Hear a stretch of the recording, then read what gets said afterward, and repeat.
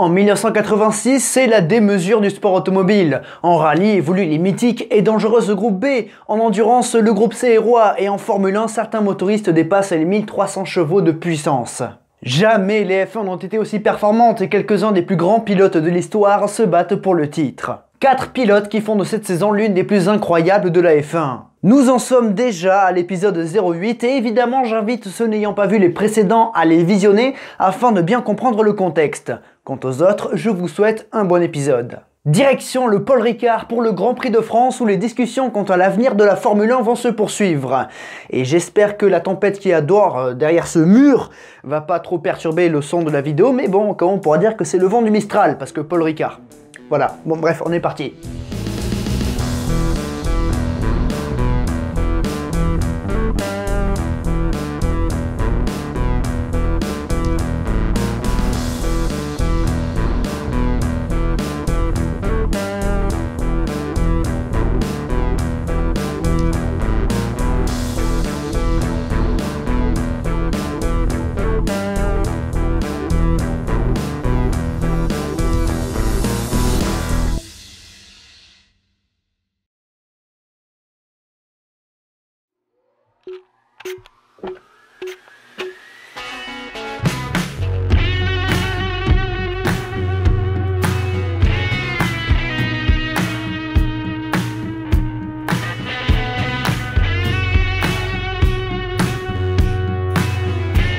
Les accidents dramatiques en 1986 ne laissent plus les instances indifférentes. Il faut que ça change et on se dirige vers une limitation des puissances moteurs en 87 et à une interdiction des moteurs turbo en 89. Et comme lors des dernières semaines, pas tout le monde est d'accord sur comment faire. Sauf que fin juin, des décisions loin de faire l'unanimité ont été annoncées par la FISA. Tout simplement des courses sprint pour ne plus avoir de moteur et de pneus qualif lors des qualifications. Donc le tout le samedi après-midi.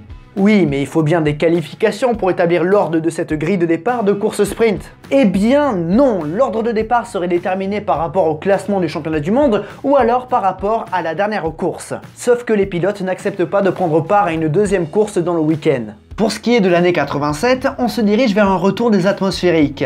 2 cas de figure pour limiter la puissance à 600 chevaux, soit des moteurs turbo 1,2 litre, soit des atmosphériques 3,5 litres. Chose que Bernie Ecclestone a du mal à soutenir car en tant que patron de Brabham, il subit la pression de BMW. De toute manière, aucun motoriste n'accepte l'idée.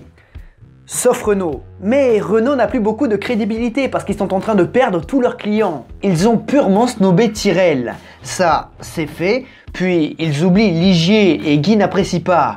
Quant à Lotus, si la marque aux losanges défend sa collaboration, il semble que Peter Warr, le patron des Noirs et Or, soit en négociation avec Honda afin de garder Senna pour 87. Et les choses ne s'arrêtent pas là.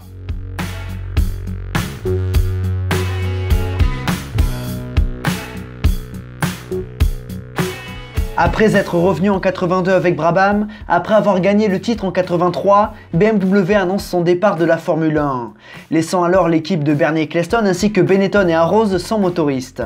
Annonce surprenante quand on sait que BMW avait annoncé quelques semaines auparavant leur intention de vouloir rejoindre la Formule 1 en tant que constructeur. Mais finalement le siège de BMW n'a pas accepté. Conséquence directe, la BT55 va devenir obsolète. Et quand on connaît le budget alloué à ce développement de voitures au concept particulier, ça fait mal. Gordon Murray n'apprécie pas. Ecclestone non plus et se rend compte qu'il a du pain sur la planche après un début de saison 86 vraiment moyen. Voilà un tournant dans la vie de l'écurie Brabham et Bernie Ecclestone pourrait très bien abandonner son équipe. Mais pour revenir à la Brabham BT55, qui est un concept assez en avance sur son temps, elle servira d'inspiration pour la redoutable McLaren MP4 de 88. McLaren designée par Gordon Murray et Steve Nichols. Comme quoi, tout ce que tu fais te servira.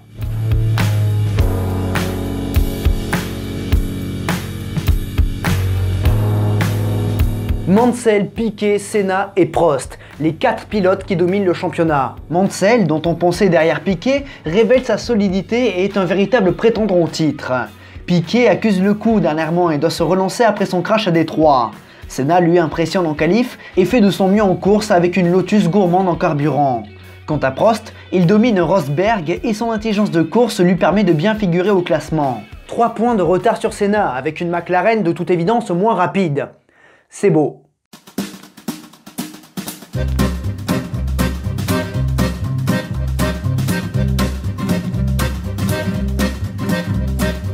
Suite à l'accident d'Elio De Angelis quelques semaines auparavant au ouest de la forêt, le tracé du Paul Ricard est raccourci. Adieu le 5-8, place au 3-8 avec une première partie très sinueuse qui débouche sur la ligne droite du Mistral. Les pilotes et écuries vont devoir s'adapter car le Paul Ricard n'est plus aussi rapide, mais on donne toujours Williams en favori. Autre chose, sur l'esthétique, les bacs à sable sont peints en bleu. Mais tout n'est pas encore prêt en termes d'infrastructure et Jean-Marie Balestre, en président de la FFSA, n'hésite pas à distribuer des amendes. Beaucoup d'amendes.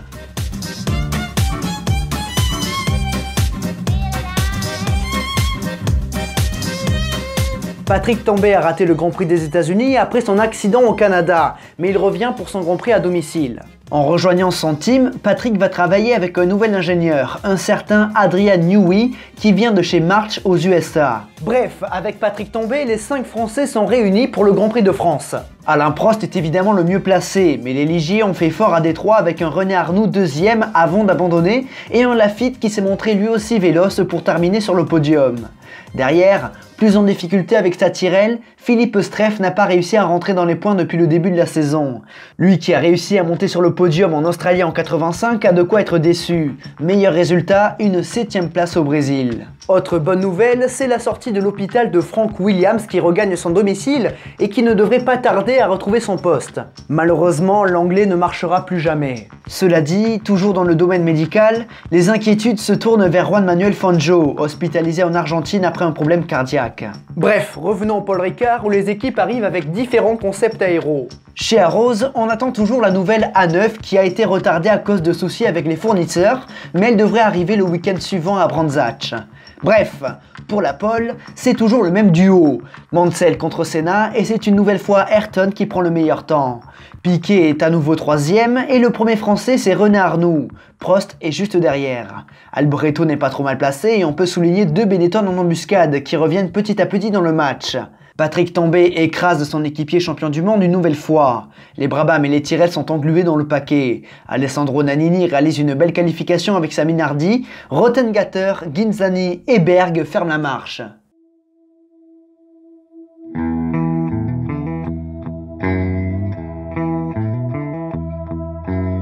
Après un triplé français en F3, course remportée par Yannick Dalmas devant Rafanel et de la Valade, le public varois espère entendre une nouvelle fois la Marseillaise en fin de course. La météo est menaçante ici au Castellet et ce n'est pas en faveur des Pirelli. Les pilotes s'apprêtent à s'élancer sur le nouveau Paul Ricard, mais au moment de la procédure, Alboreto cale et agite les bras, mais le préposé au feu ne le voit pas et donne le vert. Par chance, tout le monde parvient à l'éviter. Les pilotes arrivent maintenant sur un gros freinage et Mansell prend la tête de la course. Piquet s'est complètement raté et c'est Arnoux qui est 3ème. Berger a également pris un excellent départ et se trouve 4ème. Prost est 5ème devant Dumfries, lui aussi bien parti. Warwick qui a accroché Fabi s'arrête au stand de changer d'aileron. And you can see the heat ages, Mansell leading, Senna second, Arnoux in third position, Gerhard Berger in fourth place, then Prost in fifth position, Johnny Dumfries in sixth position in the second Lotus, and he started 12th on the grid, so he has had an absolutely magnificent opening lap. Les écarts se creusent entre Mansell et Senna ainsi qu'entre Senna et Arnoux qui subit la pression de Berger. En se gênant, ils permettent à Alain Prost de recoller. Derrière, Rosberg attaque Dumfries et passe.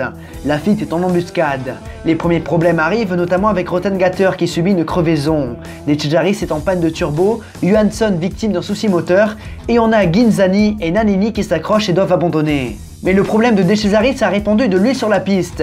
Si Mansell parvient à tenir sa Williams, Senna arrive trop vite et sort de la piste au bossé et s'écrase dans les pneus. C'est un gros retournement de situation pour le championnat. Jones a subi plutôt la même chose.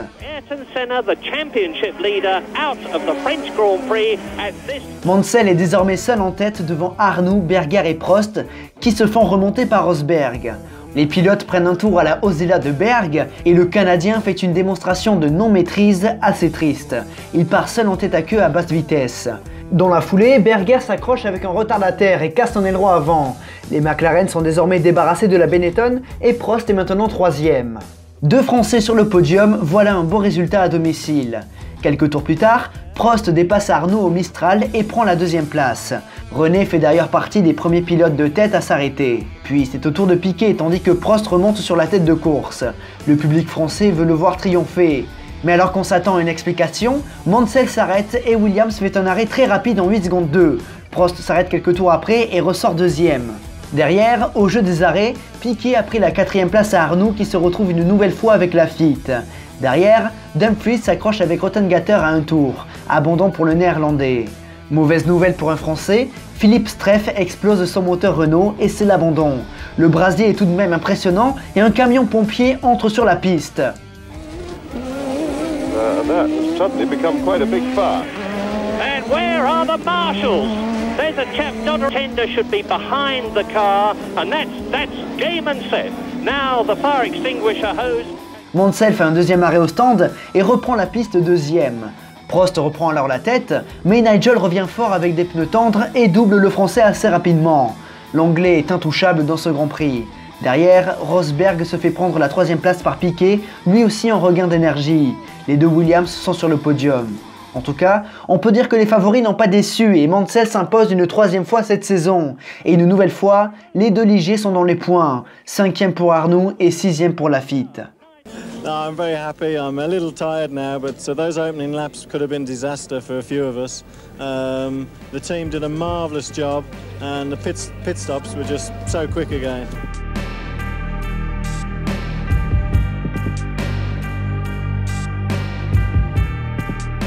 Avec sa 2ème place, Alain Prost reprend la tête du championnat mais seulement 1 point devant Mansell. Senna est 3ème à 3 points de Prost. C'est très serré. Piquet réduit légèrement l'écart depuis sa 4ème place et Rosberg s'éloigne de Lafitte. Au championnat constructeur, le suspense est moins grand car on constate les facilités des Williams qui se traduisent après le Paul Ricard par une avance de 5 points sur McLaren. Lotus et Ligier sont esselés. Ce classement est très intéressant parce qu'on a beau voir l'aisance de la Williams tant en performance qu'en gestion, c'est bien le français Alain Prost qui est en tête du classement pilote. La suite va être très intéressante. Chez Ligier, on fait un petit peu la tête parce que les conditions de course plus fraîches ont balayé leurs espoirs. En effet, les Bleus visaient le podium, voire même la victoire avec des conditions chaudes. Mais l'écurie française n'est pas au bout de ses peines parce que dans une semaine à Brands Hatch, Jacques Lafitte va subir un terrible accident. Mais ça, c'est pour le prochain épisode. Mesdames et messieurs, j'espère que cet épisode 08 vous a plu. Si c'est le cas, vous savez quoi faire avec les 5 gestes importants. Pour me retrouver sur les réseaux sociaux ainsi que sur la chaîne Twitch et sur la chaîne secondaire La Piste, vous avez tous mes liens en description. Mais au-dessus des miens, vous retrouverez ceux de Ed Omega, celui qui a fait plusieurs musiques pour la série, comme la musique d'intro et d'outro, ainsi que d'autres musiques qui accompagnent les vidéos. Je vous invite vivement à aller le soutenir. Quant à 1986 les 4 Fantastiques, je vous donne rendez-vous lundi prochain 21h en première sur YouTube pour l'épisode 09.